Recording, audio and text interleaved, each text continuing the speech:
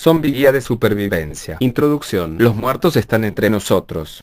Zombies, ghouls, sin importar su etiqueta, estos sonámbulos suponen la mayor amenaza para la humanidad, aparte de la humanidad en sí misma.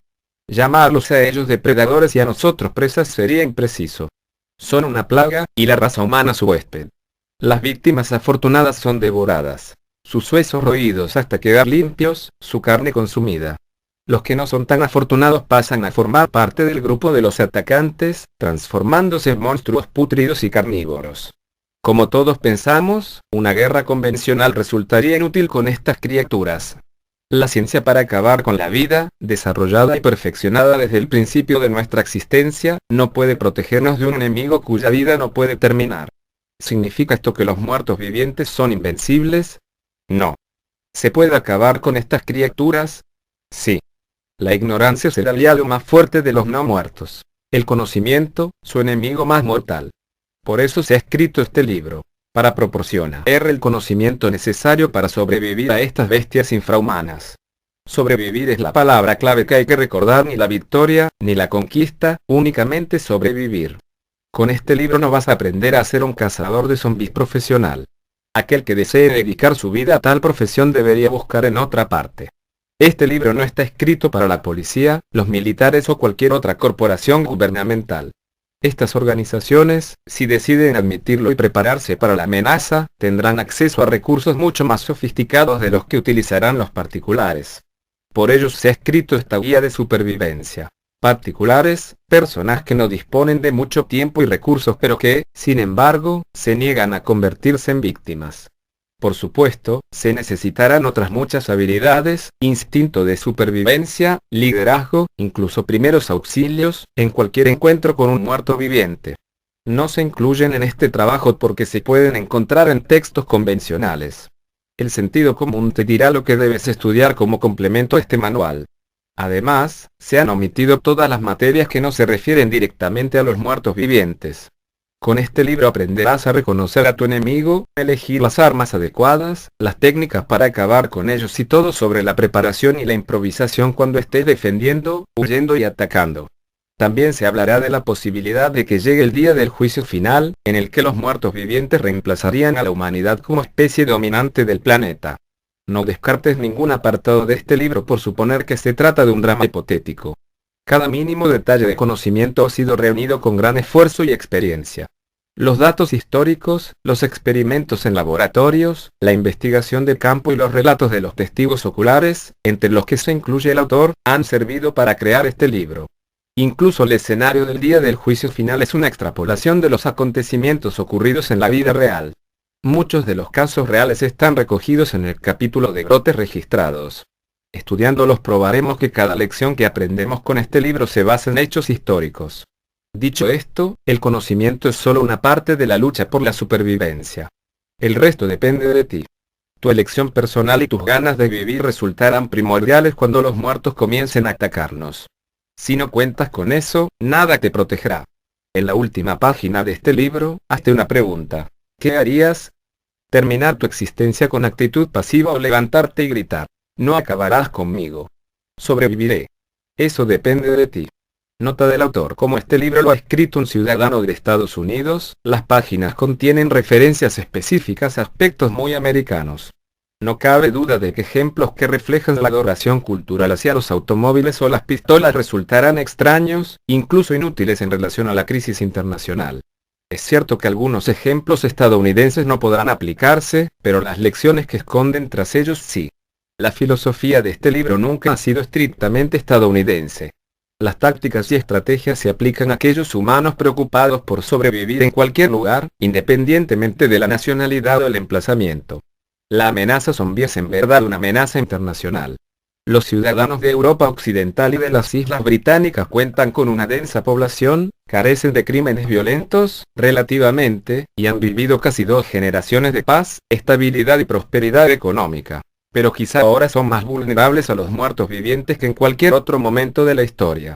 El que crea que el Parlamento Europeo puede resolver un ataque zombie con la misma facilidad que solución a una huelga de camioneros haría bien en estudiar la última vez que una plaga llegó a aquellas tierras. Un brote podría empezar con 5 zombies en Andalucía y en 3 semanas haber llegado a miles en el distrito de los Lagos en Inglaterra.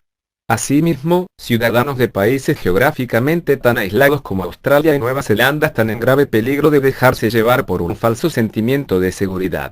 Como veremos en posteriores temas, que incluyen una colección de ataques registrados, la distancia física nunca supone un impedimento. Los residentes de estos países deberían velar por la seguridad de las zonas extensas con baja densidad de población. En teoría esto es correcto, ya que la zona austral y meridional de los Alpes podría proporcionar una protección adecuada, pero ¿cómo llegar allí? ¿Cómo vivir? ¿Qué harías si te encontrarás allí con zombies? Este libro lo puedes aplicar tanto si eres de Glasgow como de Ciudad del Cabo, de Dublín o de Hobart. Ha llegado la hora de dejar aparte nuestras fronteras artificiales y unirnos contra la amenaza común de la extinción. Este no es tiempo para el estéril y obsoleto zombie. Guía 22 Max Brooks de Supervivencia 2. Nacionalismo. Los muertos vivientes se ciernen sobre nosotros en todo el mundo y como un solo mundo podremos sobrevivir.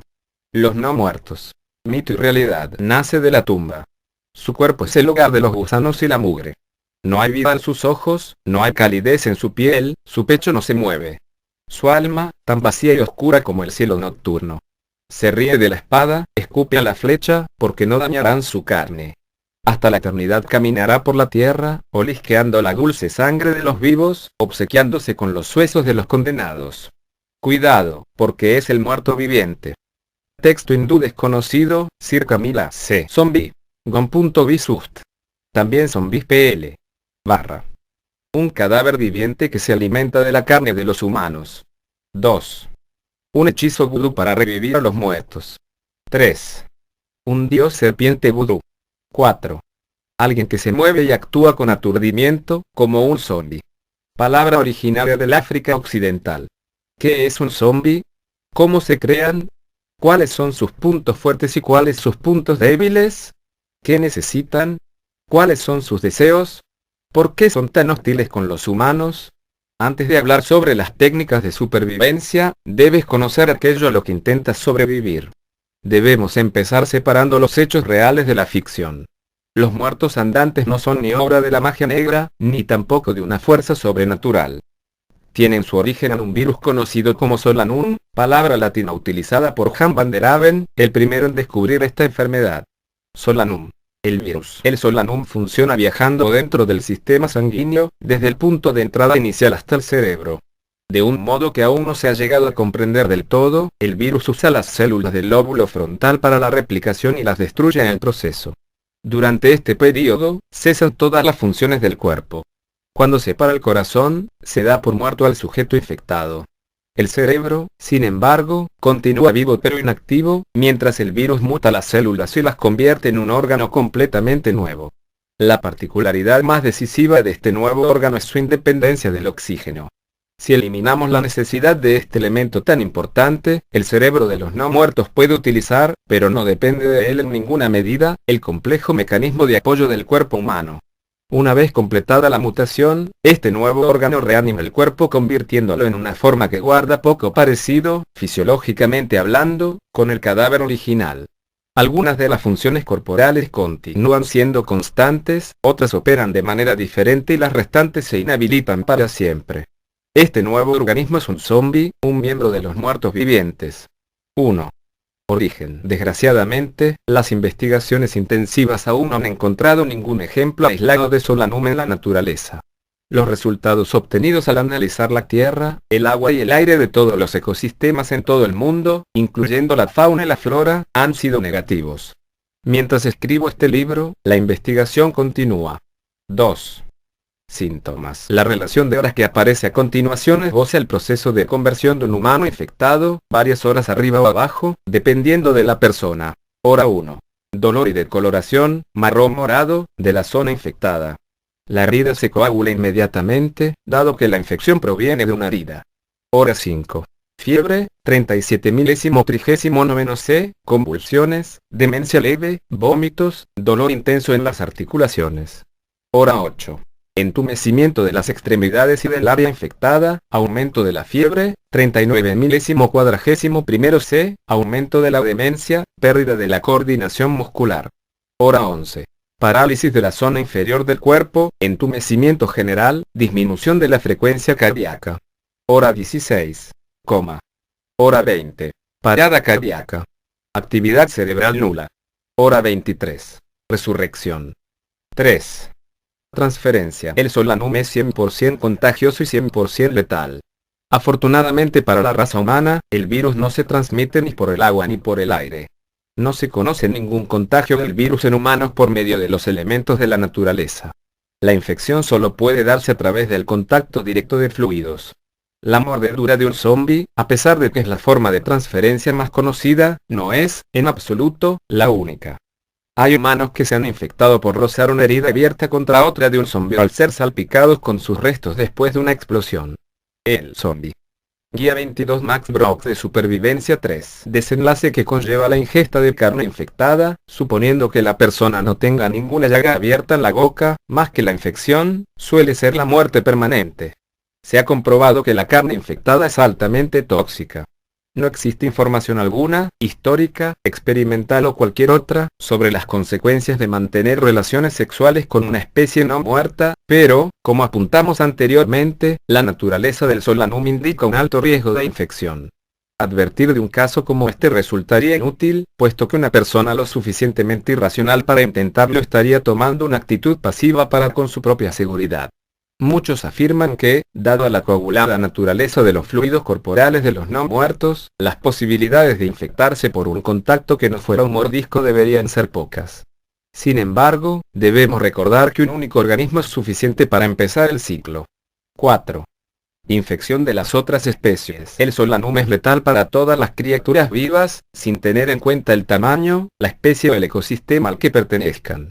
Sin embargo, solo los humanos resucitan. Los estudios demuestran que cuando el solanum infecta un cerebro que no es humano, este muere horas después de la muerte de su huésped, lo que demuestra que el cadáver del animal puede combatirlo. Los animales infectados expiran antes de que el virus pueda replicarse completamente en sus cuerpos. La infección por la picadura de insecto, como la de los mosquitos, también puede descartarse. Los experimentos han demostrado que todos los insectos parásitos perciben el virus y rechazan a un huésped infectado el 100% de las veces. 5. Tratamiento. Una vez que un humano se infecta, no se puede hacer gran cosa por salvarlo. Esto se debe a que el solanum es un virus y no una bacteria, por lo que los antibióticos no hacen efecto. La inmunización, la única forma de combatir el virus, es igualmente inútil, ya que incluso la dosis más pequeña provocaría la infección completa. Se está llevando a cabo la investigación genética. Los objetivos van desde formar anticuerpos humanos más potentes hasta una estructura celular resistente a un antivirus diseñado para identificar y destruir el solanum. Estos y otros tratamientos más resistentes se encuentran por el momento en las etapas más iniciales, sin ningún éxito previsible en un futuro cercano. Las experiencias vividas en la vida real han llevado a la inmediata escisión del miembro infectado, suponiendo que ese sea el lugar de la mordedura, pero tales tratamientos son poco seguros, con menos de un 10% de índice de éxito. En general, el humano infectado está condenado desde el momento en que el virus entra en su sistema. Debería suicidarse y debería también recordar que el cerebro es lo primero que debe eliminarse. Se han registrado casos en que sujetos que acaban de infectarse, y que mueren por circunstancias ajenas al virus, pueden, aún así, resucitar. Estos casos suelen ocurrir cuando el sujeto expira 5 horas después de la infección. No obstante, la persona que muere tras ser mordida o que se infecta de algún otro modo, debería ser inmediatamente eliminada. Véase deshacerse del cuerpo, p. 42. 6. Resucitar a los muertos. Se ha llegado a sugerir que los cadáveres humanos aún frescos podían resucitar si se les introducía solanum después de la defunción. Esto es una falacia. Los zombies ignoran la carne necrótica y, por consiguiente, no puede transferirse el virus. Los experimentos llevados a cabo durante la Segunda Guerra Mundial, véase ataques registrados, p. 265 y ss. Han demostrado que inyectar solanum en un cadáver resultaría fútil porque un sistema sanguíneo paralizado no podría transportar el virus al cerebro. Inyectarlo directamente en un cerebro muerto tampoco serviría de nada, ya que las células muertas no podrían responder al virus. Solanum no da la vida, la altera. Cualidades de los zombies. 1. Habilidades físicas. Con demasiada frecuencia se dice que los no muertos poseen unos poderes sobrehumanos. fuerza inusual, velocidad del rayo, telepatía, etc. Las historias van desde zombies que vuelan por los aires a zombies que escalan superficies verticales como arañas. Mientras se inventan esas características para darle más dramatismo a la situación, el ghoul se aleja bastante de este demonio mágico y omnipotente. Nunca olvides que el cuerpo de un no muerto es, antes que otra cosa, humano. Los cambios se observan en la manera en que un cerebro recién infectado usa el cuerpo resucitado. No habría forma de que un zombie pudiera volar a menos que los humanos pudieran volar. Pasa lo mismo con el dominio de la fuerza, la teletransportación, el traspaso de objetos sólidos, la transformación en lobo, la respiración del fuego, una amalgama de diferentes talentos místicos atribuidos a los muertos andantes. Imagina que el cuerpo humano es un juego de herramientas. El cerebro sonámbulo posee estas herramientas y, únicamente esas herramientas, están a su disposición. No puede crear nuevas como de la nada. Pero puede, como comprobarás, usar estas herramientas en combinaciones poco convencionales, o hacer que duren más allá de los límites humanos normales. A vista, los ojos de un zombi no son diferentes de los de un humano corriente. Aunque aún son capaces, dado el índice de descomposición, de transmitir señales visuales al cerebro, la forma en que el cerebro interpreta dichas señales es otro asunto. Los estudios son inconcluyentes en lo que concierne a las zombi. Guía 22 Max Brooks de Supervivencia 4. Habilidades visuales de los no muertos. Pueden captar a la presa a distancias comparables a las humanas, pero si pueden distinguir a un humano de uno de ellos aún está por debatir. Una de las teorías sugiere que los movimientos que realizan los humanos son más zombie. Guía 5 Max Brooks de Supervivencia 31. Rápidos y suaves que los de los no muertos, lo que causa que llamen la atención al ojo zombie. Se han realizado experimentos en los que humanos han intentado confundir a ghouls que se acercaban, imitando sus movimientos y arrastrando los pies mientras cojeaban con torpeza. Hasta la fecha, ninguno de estos intentos ha tenido éxito. Se ha llegado a sugerir que los zombies poseen visión nocturna, un hecho que explica su habilidad para la caza nocturna. Esta teoría ha sido desacreditada por el hecho de que todos los zombies son expertos alimentándose de noche, incluso aquellos que no tienen ojos. B. Oído. No cabe duda alguna de que los zombies poseen un oído excelente. No solo pueden detectar el sonido, también pueden determinar su dirección. El alcance básico parece ser el mismo de los humanos. Los experimentos con frecuencias extremadamente altas y bajas han producido resultados negativos. Los exámenes también han mostrado que los zombies se sienten atraídos por cualquier sonido, no solo por lo que producen las criaturas con vida. Se ha documentado que los ghouls perciben sonidos que el oído humano ignora. La más probable, aunque indemostrable, explicación es que los zombies dependen de todos sus sentidos en igual medida.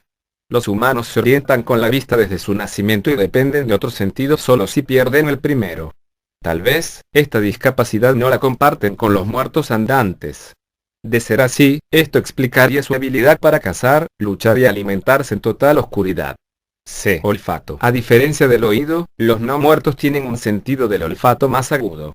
Tanto en situaciones de combate como en las pruebas de laboratorio, han sido capaces de distinguir el olor de una presa viva de las otras. En muchos casos, y contando con una orientación del viento ideal, se ha comprobado que los zombies huelen los cadáveres frescos a una distancia de más de 1 kilómetro. De nuevo, esto no significa que los ghouls tengan un sentido del olfato mayor que el de los humanos, simplemente es que ellos se valen más de él. No se sabe exactamente qué secreción en particular es la que indica la presencia de la presa. El sudor, las feromonas, la sangre, etc. En el pasado, la gente pretendía moverse sin ser detectada por las áreas infestadas intentando camuflar el olor humano con perfumes, desodorantes u otro producto químico de olor fuerte. Ninguno tuvo éxito. En la actualidad se llevan a cabo experimentos con vistas a sintetizar el olor de los seres vivos para usarlo como señuelo o incluso repelente de los muertos andantes. Quedan años para que se encuentre un producto que funcione. D. Gusto. No se sabe mucho sobre las papilas gustativas alteradas de los muertos andantes. Los zombies tienen la habilidad de distinguir la carne humana de la de los animales, y prefieren la primera. Los ghouls poseen también una habilidad asombrosa para rechazar la carroña en favor de la carne fresca recién muerta. Un cuerpo humano que lleve muerto entre 2 y 18 horas será rechazado como comida. Lo mismo pasa con los cadáveres que han sido embalsamados o preservados de cualquier otra forma. Todavía no sabemos si esto tiene algo que ver con el gusto.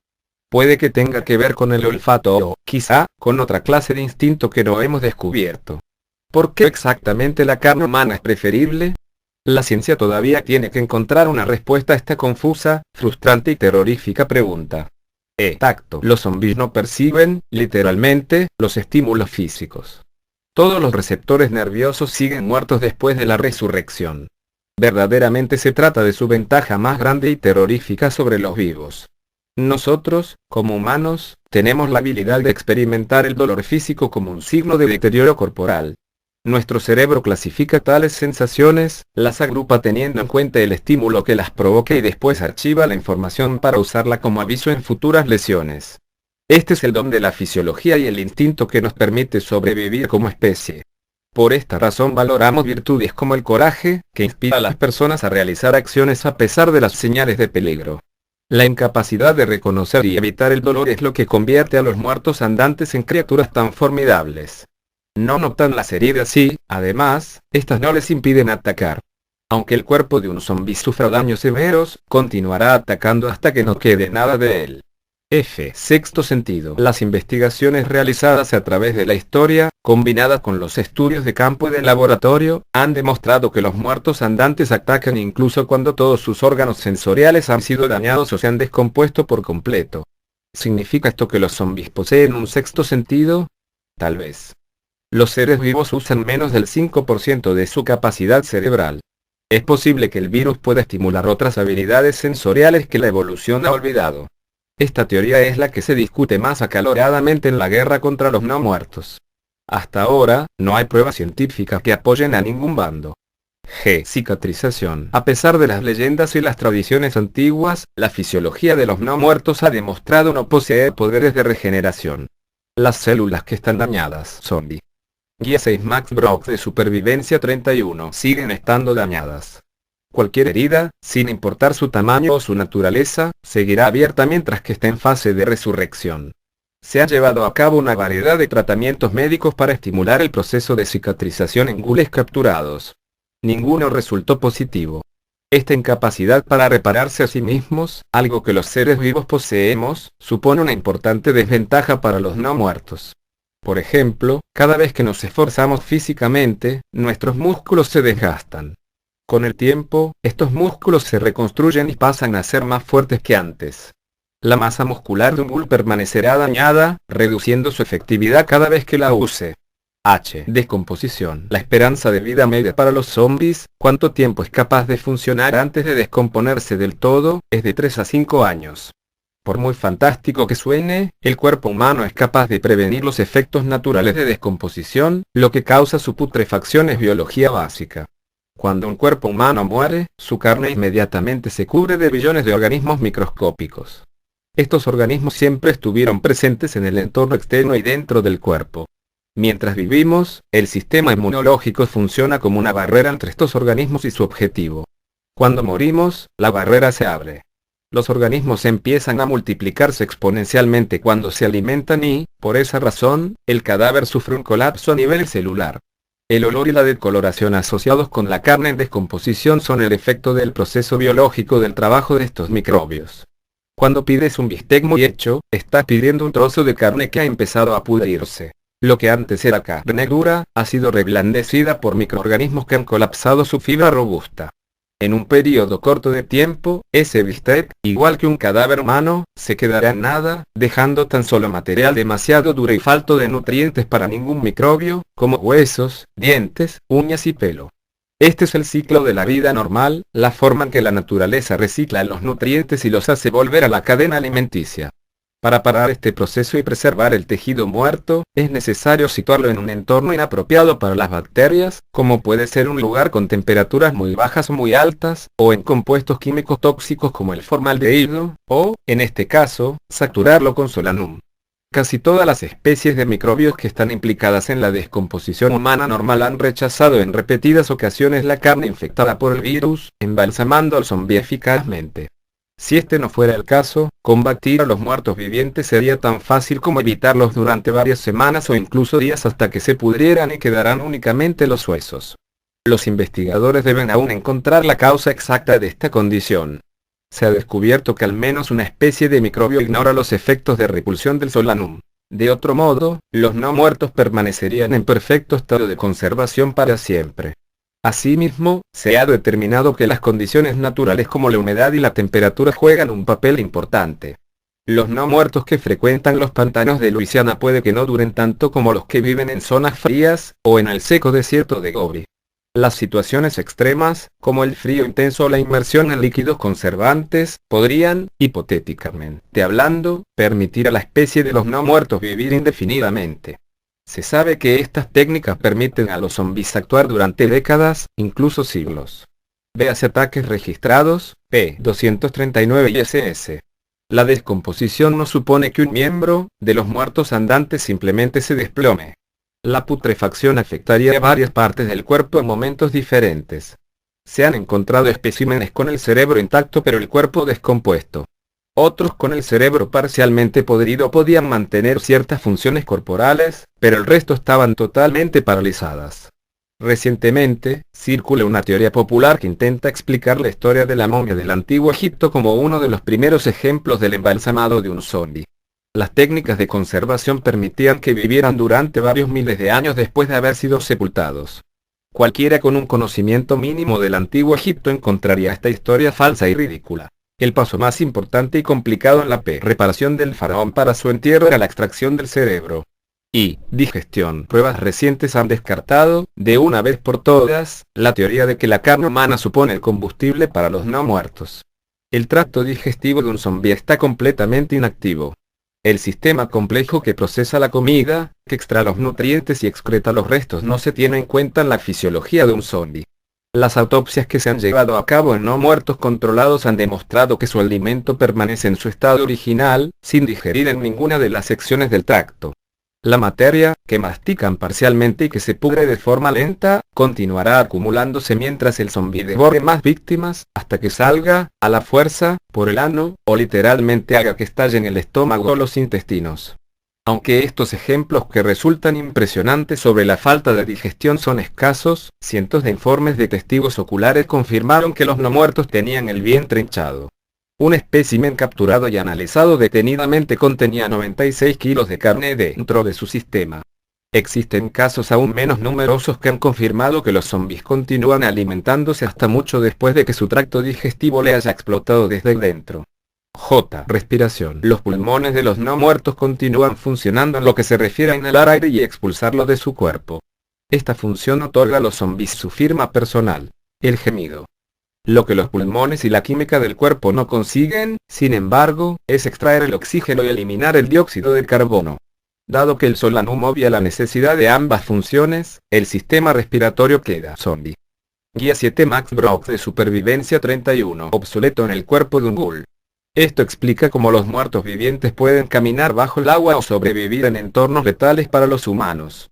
Sus cerebros, como ya se dijo antes, no dependen del oxígeno para sobrevivir. K. Circulación. Resultaría inapropiado decir que los zombies no tienen corazón. Lo que no sería inapropiado decir, sin embargo, es que no han encontrado ninguna utilidad para él. El sistema circulatorio de un no muerto es poco más que una red de tubos inútiles llenos de sangre coagulada. Pasa lo mismo con el sistema linfático, así como con otros fluidos corporales. A pesar de que esta mutación pareciera otorgarle a los no muertos una ventaja sobre el resto de la humanidad, en realidad ha demostrado ser una bendición. La falta de masa de fluidos previene la fácil transmisión del virus. Si esto no fuera cierto, el combate cuerpo a cuerpo sería prácticamente imposible, ya que el humano que se defendiera sería salpicado con toda seguridad con sangre u otros fluidos. L. Reproducción. Los zombies son criaturas estériles. Sus órganos sexuales están necróticos y son impotentes. Se han hecho intentos para fertilizar óvulos de zombi con esperma humano y viceversa. Ninguno tuvo éxito. Los no muertos tampoco muestran signos de deseo sexual, ni hacia su especie ni hacia los vivos.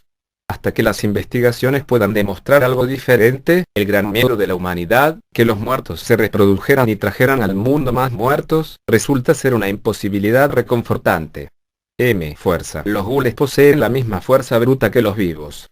Qué potencia pueda ser ejercida depende en gran medida del zombi en cuestión. La masa muscular que posee una persona viva será toda la que posea muerta. A diferencia de un cuerpo vivo, no se ha descubierto si las glándulas suprarrenales funcionan en los muertos, despojando a los zombies del estallido temporal de potencia del que disfrutamos los humanos. La única ventaja sólida que los muertos vivientes poseen es una resistencia increíble. Imagina que estás entrenándote o realizando cualquier otro acto de ejercicio físico. Lo más probable es que el dolor y la extenuación dicten tus límites. Estos factores no se aplican a los muertos. Continuarán una acción, con la misma energía dinámica, hasta que los músculos literalmente acaben por descomponerse. A pesar de que los gules van debilitándose progresivamente, esto les permite un poderoso primer ataque. Muchos grupos de 3 o incluso 4 humanos, físicamente en forma, cayeron ante un único zombi decidido. Velocidad. Los muertos andantes suelen moverse con los hombros caídos o cojeando. Incluso sin heridas o una descomposición muy avanzada, su falta de coordinación provoca que den a grandes zancadas de forma inestable. La velocidad viene determinada principalmente por la longitud de las piernas. Los gules más altos darán zancadas más largas que sus homólogos de piernas más cortas.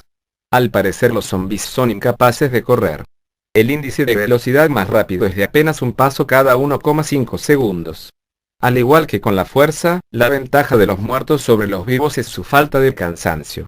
Los humanos que crean que pueden aventajar a los no muertos que los persigan, deberían acordarse del cuento de la liebre y la tortuga, teniendo en cuenta, claro, que en este caso la liebre tiene muchas posibilidades de ser devorada viva. Agilidad. Un humano posee una destreza un 90% mayor que la del ghoul más fuerte. En algunos casos se debe a la rigidez general que sufre el tejido de sus músculos necrosados, de ahí sus pasos torpes. El resto se debe a sus primitivas funciones cerebrales. Los zombis apenas tienen coordinación mano-ojo, una de sus grandes debilidades. Nadie ha visto jamás saltar a un zombi, ni de un lado a otro, ni, simplemente, de arriba a abajo. Balancearse por una superficie estrecha es, del mismo modo, lo más hábiles que pueden ser. Nadar es también una función reservada exclusivamente para los vivos. La teoría demuestra que, si el cadáver de un no muerto está lo suficientemente hinchado para alcanzar la superficie, puede suponer un peligro a flote. Sin embargo, esto no es muy común, porque si el cuerpo se encuentra en un índice bajo de descomposición, no puede acumularse el gas dentro del cuerpo. Los zombis que caminan o caen en el agua deambularán sin rumbo por el fondo hasta terminar disolviéndose. Pueden ser escaladores con éxito, pero solo en ciertas circunstancias. Si los zombis perciben que la presa se encuentra encima, por ejemplo, en el segundo piso de una casa, siempre intentarán llegar hasta ellos. Intentarán escalar cualquier superficie sin importar lo inviable o imposible que resulte. En todas, excepto en las situaciones más fáciles, estos intentos han terminado en derrota. Incluso en el caso de las escaleras, donde solo se requiere la coordinación mano a mano, únicamente uno de cada 4 zombis lo consigue.